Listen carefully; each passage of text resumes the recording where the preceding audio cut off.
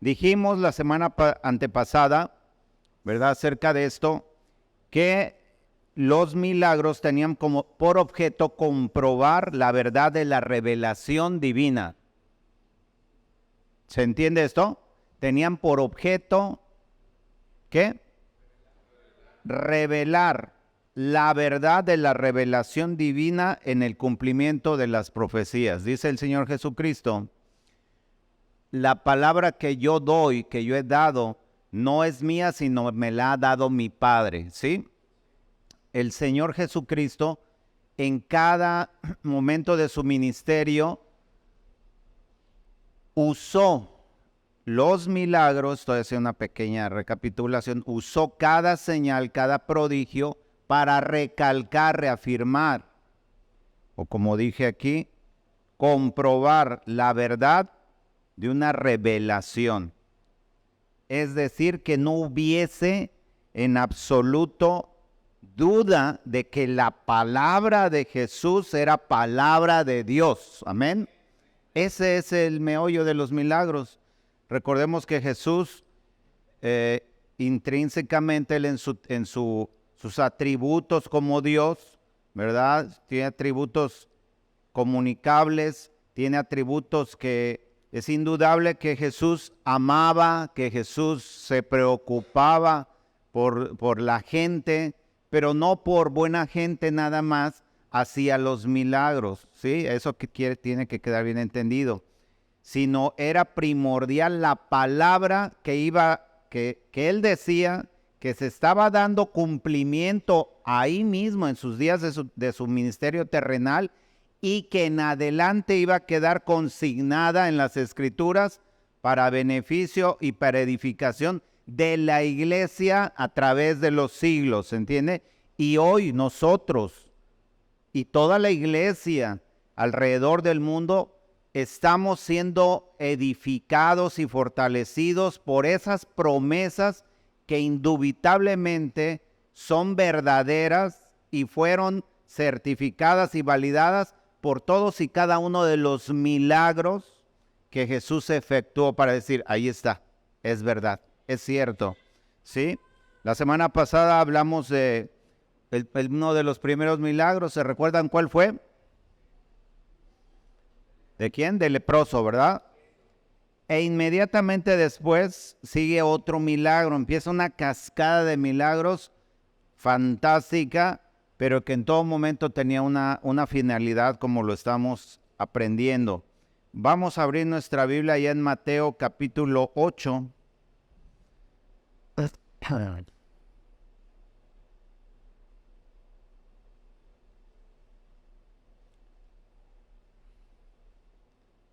Mateo capítulo 8, versículos del 5 en adelante. El texto bíblico ya lo acabamos de leer y vamos a ir explicando poco a poco en qué contexto se dio esta situación de la cual habla el texto bíblico de Mateo 8, de los versículos 5 al 13. Recordemos que el pueblo de Israel, en los tiempos que Jesús inició su ministerio, no era un pueblo soberano e independiente, ¿sí? Era un pueblo que estaba ocupado, estaba bajo el dominio de un imperio, y ese imperio era el imperio romano.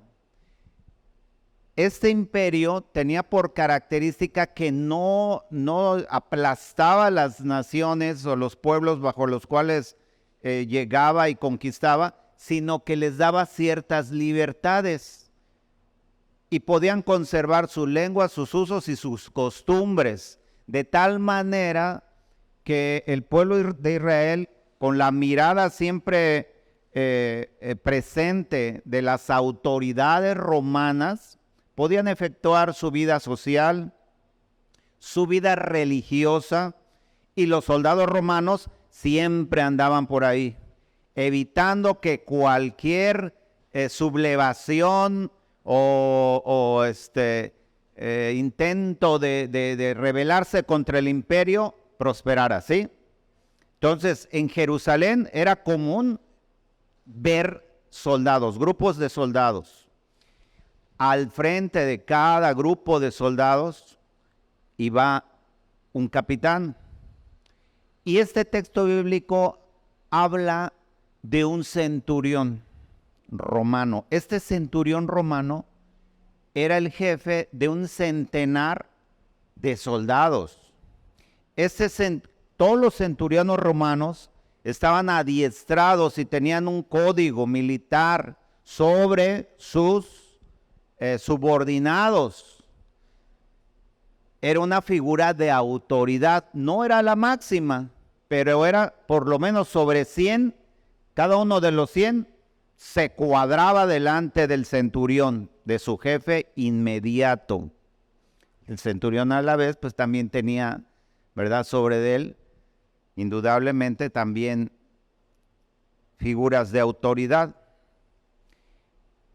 Este era uno de estos personajes, un centurión, es el del que habla la Biblia y que quedó, el Señor dice, que quede consignado para las edades. No dice ni su nombre, dice que era un centurión romano, pero Dios sabe cuál era su nombre. Y Dios sabe, el Señor sabe, fíjese bien, vamos a ir haciendo algunas conjeturas extrabíblicas que podríamos validar con el texto bíblico. Ya leímos este texto, ya vimos qué pasó. ¿Por qué sucedió así? Yo quiero pensar, y a lo mejor tú me acompañas en este razonamiento, que este centurión romano en tantas y tantas guardias que hacía en la ciudad, indudablemente, en más de una ocasión, se presentó donde estaba un tumulto, porque recuerda que dijimos que donde quiera que había como que movimiento, haz de cuenta que eran como los de gobernación de hoy en día, donde quiera que había un movimiento así como que errante gente, llegaban los soldados para ver qué pasó. Y era un momento, era como de algo religioso tal vez. Era un profeta. Soy seguro que este centurión ya había visto, ya había oído y había percibido en su espíritu, es decir, que hubo una obra de regeneración en ese centurión, porque estaba muerto, pero el Señor en un momento dado lo cambió. Ese es un paso previo a la conversión, cosa que hemos estado aprendiendo en los cursos ¿de qué? De discipulado, sí. Entonces este centurión, fíjese cuántas diferencias había entre Jesús y el centurión. Eran muchísimas. Centurión romano, Jesús judío. Centurión, nombre de guerra, con 100 soldados a su cargo. Idioma, latín, ¿no? ¿Qué era? Latín. Aún así, este centurión seguramente comprendía el hebreo. Y no es nada común, no es nada fuera de lo común, ¿verdad? Cuando los ejércitos que llegan a tomar posición de ciudades empiezan a aprender el idioma de ahí, para empezarse a entender. Tenían otros valores, eran muy diferentes, pero Dios en sus planes maravillosos, inescrutables, pone una fe especial en el corazón de ese centurión romano. Nada más decir romano, incircunciso, ¿no? Inconverso. Y aparte es nuestro opresor. ¿Sabes cómo veían pues los judíos a los soldados romanos? Con desprecio y con temor. Pero Dios el Padre en su infinita misericordia, haciéndonos ver cómo su misericordia iba a alcanzar. Voy a utilizar el término que yo creo que ya muchos de ustedes conocen. Iba a alcanzar a los gentiles, ¿verdad? Ya lo conocen. A los que no son de raza judía, ¿para qué? Para salvación. En este momento regenera. No sé, en el momento tal vez menos esperado. A lo mejor antes de que conociera a Jesús, enterneció su corazón. De tal manera que cuando vio la primera vez a Jesús allá, él se quedó escuchando la proclamación del reino de Dios por labios de Jesús. Y reconoció, así como Nicodemo, que esa sabiduría y que esas señales que decía no eran sino de alguien que venía de parte de Dios. ¿Se acuerdan que así Nicodemo igualito reconoció? Entonces,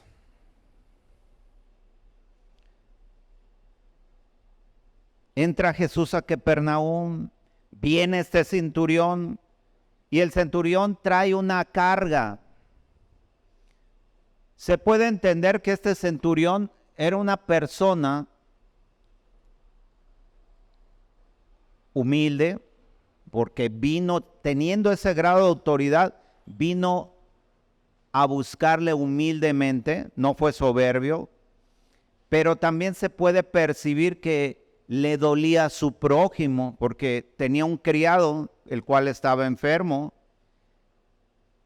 No era una mala persona, era una persona de buen corazón.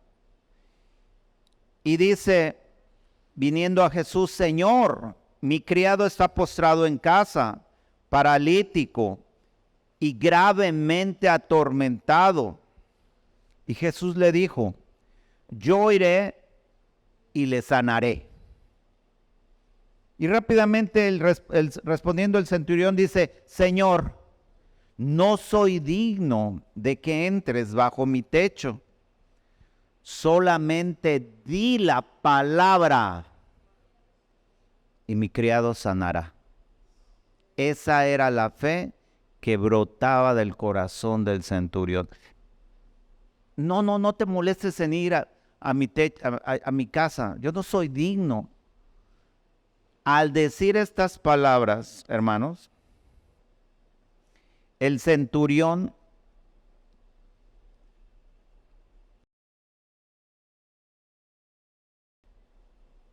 entendía de la grandeza, percibía el poder, percibía la santidad que emanaba y que representaba a Jesús. Y además se sentía pecador e indigno, por lo cual no tuvo pena, tuvo vergüenza y dice: Señor, no, yo sé por todos esos atributos que percibió en el Cristo de Dios, en Jesucristo de Nazaret, que si tú solamente dijeres la palabra, mi siervo será sano, será sanado. ¿Quieres Jesús? Imagínate qué poderoso, ¿verdad? Qué fe. Jesús indudablemente quedó gratamente impresionado con esta respuesta. Y le dice: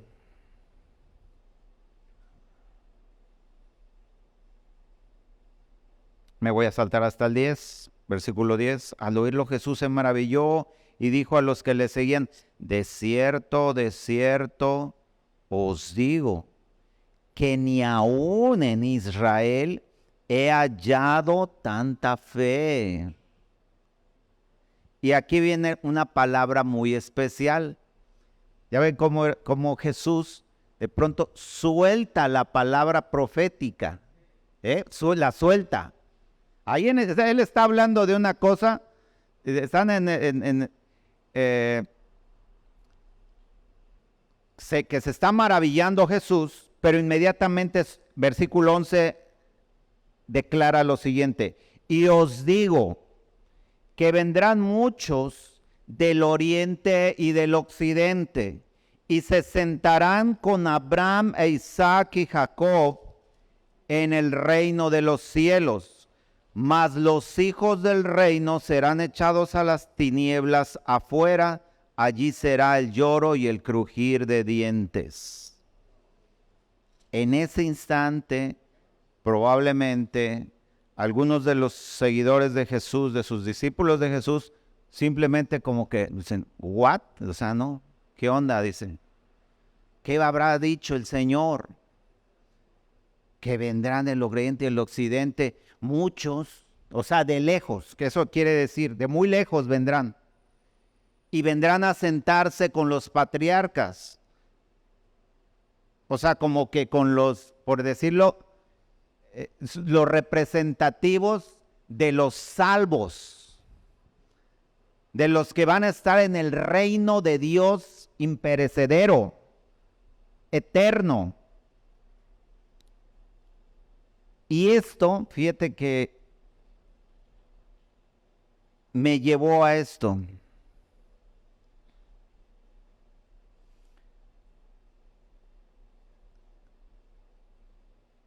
A Hechos 13, 46, 48, vamos a leerlo.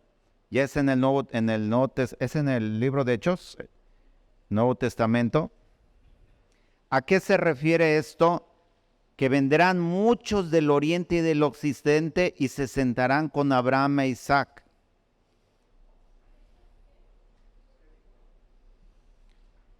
Hechos 13, del 46 al 48, dice así la palabra.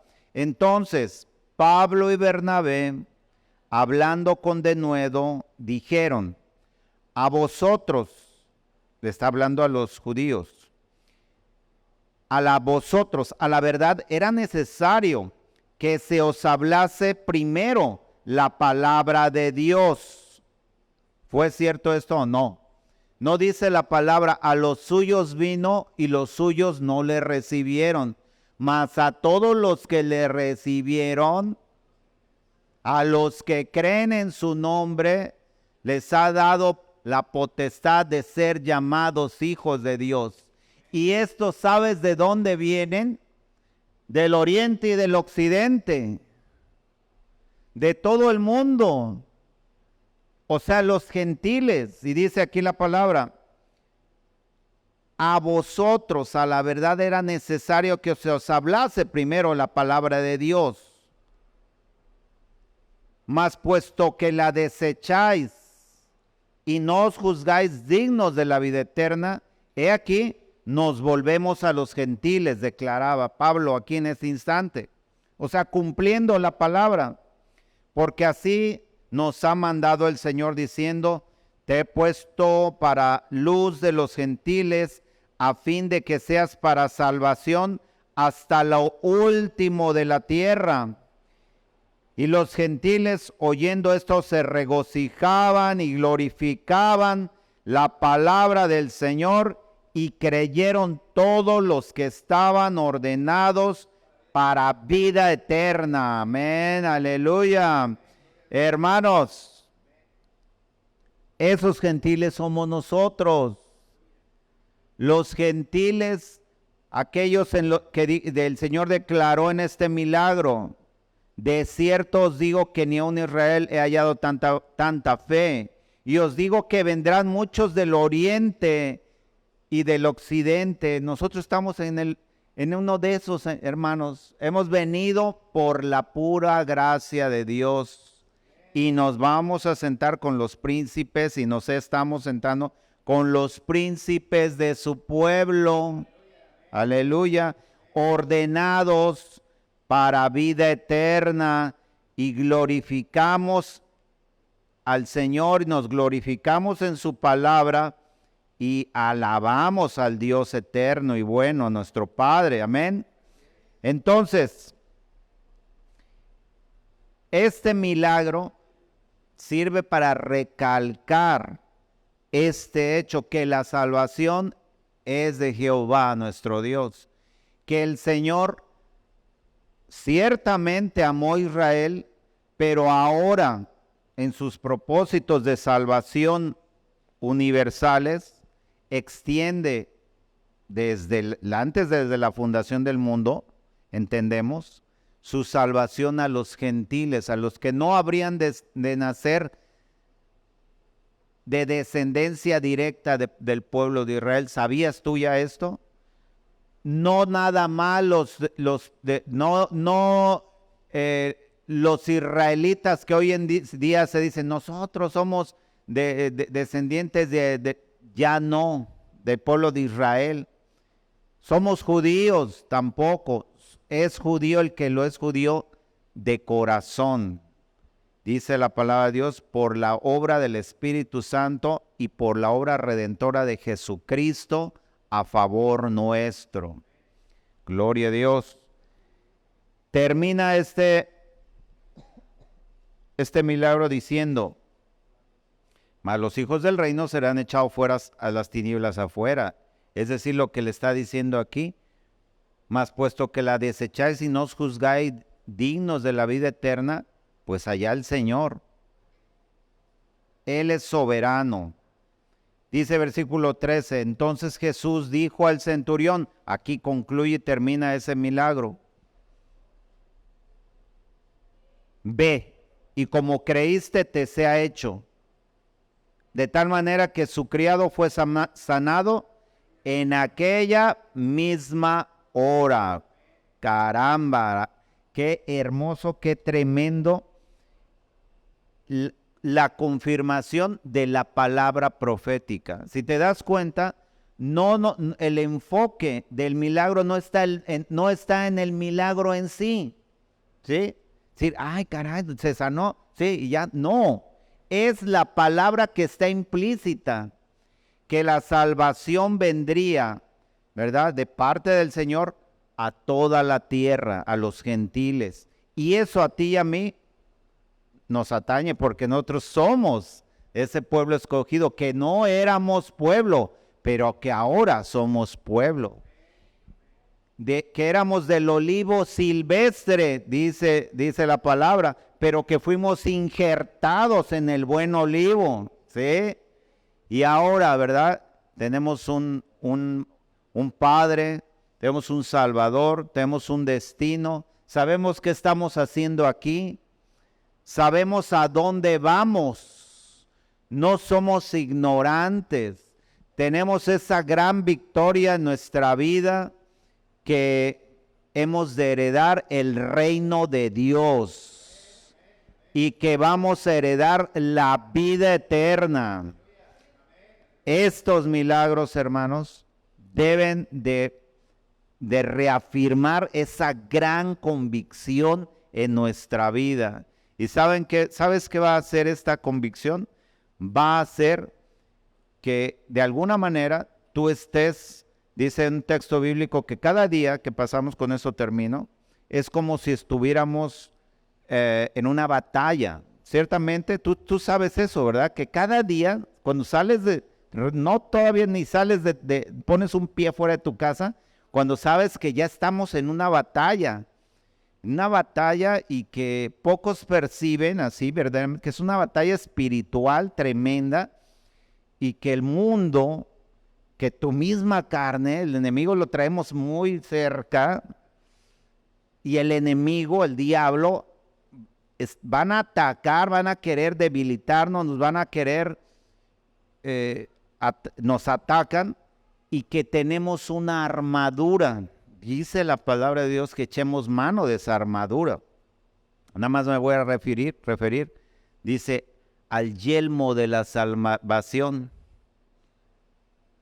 ¿Qué quiere decir? Que con esta palabra profética que hoy estudiamos acerca de la salvación de los gentiles, va uno confiado, dice, pase lo que pase en mi día, no me importa, no me enfoco en ello, es pasajero, mi destino es eterno, mi destino es el cielo, mi destino es la paz, mi destino es, ¿verdad?, ser amado, estar con mi Dios para toda la eternidad. Él suplirá todo, ¿verdad? En mi vida futura está segura mi existencia. Entonces, ese yelmo de la salvación es eso. Simplemente está uno, ¿verdad?, bien fundado, y aunque se pasen los montes a los mares, haya lo que haya, nuestra confianza está en la salvación que por gracia hemos recibido de parte de nuestro Dios. Amén. Pongámonos de pie, pues, y demos gracias a Dios por esta hermosísima verdad y promesa que los que somos hijos de Dios, yo sé que la estamos aquilatando cada vez más. Cierra tus ojos y vamos a darle gracias a Dios.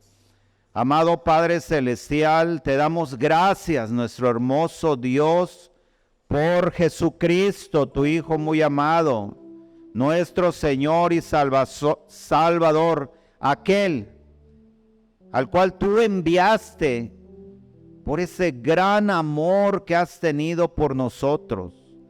Gracias porque has despertado nuestras conciencias, nuestro entendimiento a tus propósitos eternos. Gracias porque comprendemos, Padre, Señor, que tu salvación, que tu hermosa salvación nos ha tocado, Señor. Gracias, gracias, Padre, Señor, porque sabemos que nada ni nadie nos podrá separar de tu amor que es en Cristo Jesús. Ni la muerte, ni la vida, ni ángeles, ni principados, ni lo alto, ni lo profundo nos podrán separar de tu amor, mi Dios. Gracias, Padre, porque en cada, Señor, hecho milagroso, hay una palabra poderosa, Padre, dicha por labios de nuestro Salvador Jesucristo, tu Hijo muy amado, nuestro Señor y Salvador. Padre, palabras que edifican nuestro espíritu, que, Señor, fortalecen nuestra fe, mi Dios. Gracias por ello, Padre. Ayúdanos a seguir, Padre, Señor, escudriñando las Escrituras, aquilatando, Padre, todas estas promesas preciosas para crecer en la fe, Señor. Gracias, pues, por este tiempo de reflexión y estudio en el nombre precioso de Cristo Jesús. Amén y amén.